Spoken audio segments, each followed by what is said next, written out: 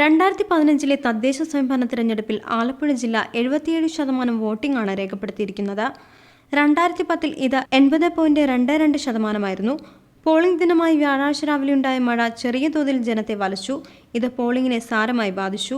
എന്നാൽ ചുരുങ്ങിയ മണിക്കൂറുകൾക്കുള്ളിൽ മഴ മാറി മാനം തെളിഞ്ഞത് പോളിംഗ് സജീവമാക്കി.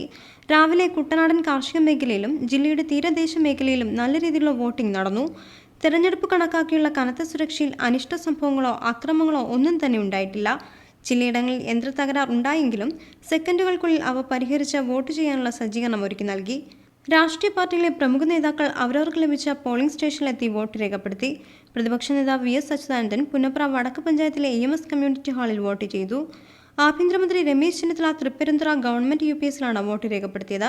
JSS general secretary KR Gouriamma ചാത്തനാട്ടെ വീടിന് സമീപമുള്ള മന്നത്ത് പോളഭാഗ LPSലും SNDP യോഗം general secretary Vellappally Natesan Kanichukulangara girls സ്കൂളിലും വോട്ട് ചെയ്തു. മുൻ കേന്ദ്രമന്ത്രി വയലാർ രവി വയലാർ പണിക്കവീട്ടിൽ പബ്ലിക് സ്കൂളിൽ വോട്ട് രേഖപ്പെടുത്തി. KC Venugopal MP Kaithavana NSS കരയോഗം ഹാളിലും തോമസ് ഐസക് MLA കിടങ്ങാമ്പറമ്പ് LPSലും ജി സുധാകരൻ MLA കളർകോട് ചിന്മയ വിദ്യാലയത്തിലും സമ്മതിദാനം വിനിയോഗിച്ചു.